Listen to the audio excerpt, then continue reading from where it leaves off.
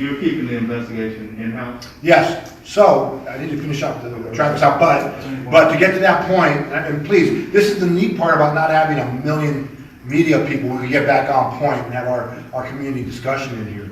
But by us having our investigation, number one, we have video, so you can't hide the facts. Number one, I just don't think when you have video, you can say something other than what occurred. Number two, I'm able to engage you like this. We're able to release the video, and we are able to have communication with the council, with the community, with the press to have these occur. That's why I think this is important for us to do our own investigation. That is not going to happen. Next year when the DOJ comes in to do local investigations, I worry for law enforcement that they're going to lose that ability to have this communication or this contact. But that's something we have to deal out later. Under the sheriffs. As the individual did look at him, and so the officer fired likely because he was worried the individual was probably going to turn to fire at him. We are part of what has occurred. We were the officers that shot that bullet that took their son's life. We are responsible and accountable for that event that happened. And what you'll see moving forward on this video is an officer with the last three numbers of 306. We will call him officer number 2. What he is showing is that he's walking up on the same side as officer number 1, and the timer shows that his time was after officer number 1. He approaches the same gun that the first officer passed, and this officer picks the gun up, and he continues to walk northbound.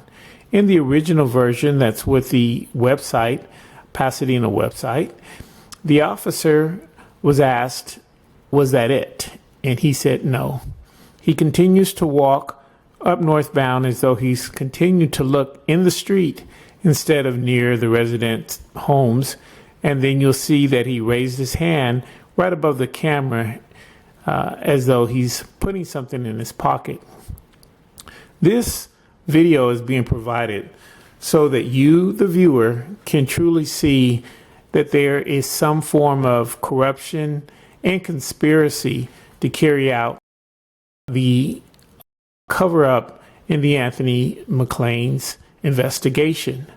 What you will see at the end of the video is a slower version of the officer's vehicle driving out of a contained crime scene while there's some type of message or signal being communicated between the officers as the officer shines a light on a police SUV van driving through a contained crime scene. There was no other vehicle that had driven through the crime scene once it was contained, and certainly not within the time period of these two officers identifying the gun with officer number 1 and then with officer number 2 picking up the gun. All of this has happened in the backdrop of the fact that we were in the midst of an intense community discussion about police oversight, both at public safety and at the council, that came in the aftermath of the death of George Floyd in Minneapolis on May 25th. For some people, the shooting that we had in Pasadena on Raymond falls in the same category as the Floyd killing, and hence the protesting and the demands for official actions consistent with that conclusion. While all of us are deeply concerned about what has happened, I'm not ready to reach any conclusion, and I've asked everyone, as you've heard from the chief and from the city manager, to allow us to get the facts before you make any judgments. You've heard about the investigations that have already been launched, the 3 different investigations that have been launched or will be launched. And we're all committed to releasing as much information as quickly as we can in response to the community's justifiable demands for maximum transparency and maximum speed. I ask everyone to allow the investigations to proceed before reaching any conclusions. There's been, as you heard from the chief, a significant amount of unsubstantiated information already circulating in the community, and I don't think that serves us well.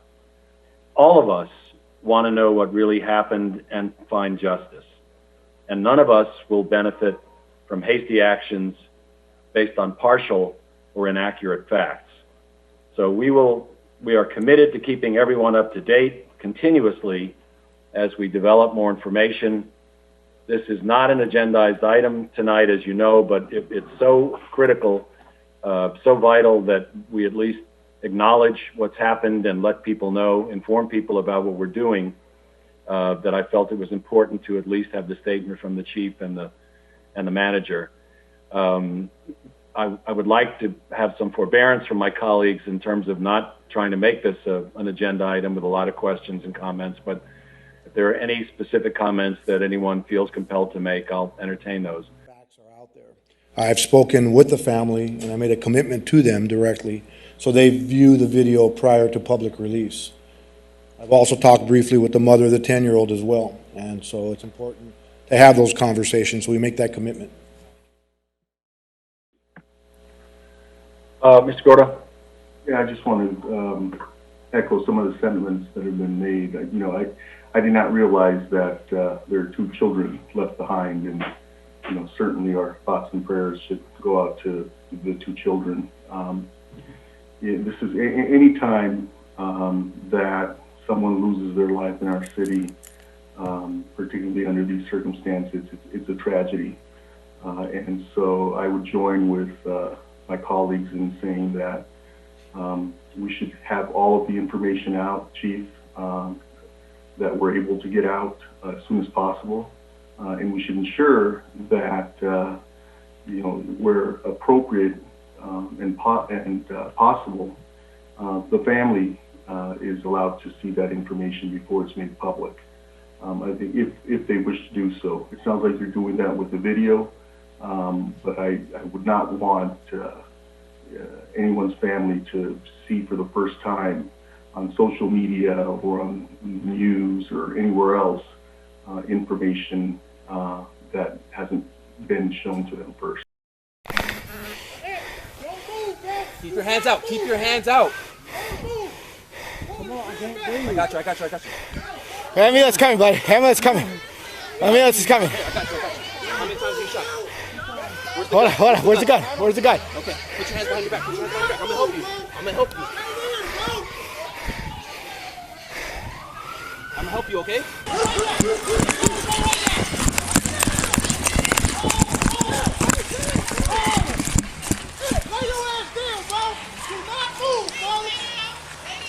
Hey, where's the gun? Where's the gun? Where's the gun at? He tossed it up there. All right. I got him.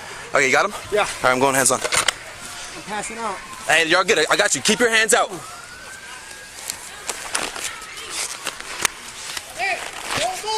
Keep your hands out. Keep your hands out. Come on, I can't breathe. I got you. Ambulance coming, buddy. Ambulance coming. Here, I got you. How many times have you shot? 2 times. Where's the gun? Okay, put your hands behind your back. I'm gonna help you. All right, thank you. Thank you for your forbearance, colleagues. We're going to be hearing a lot about this in the coming weeks and days.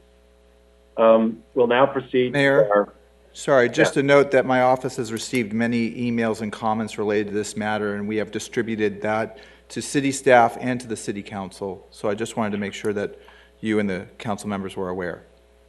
Yeah, thank you, Mr. Clark.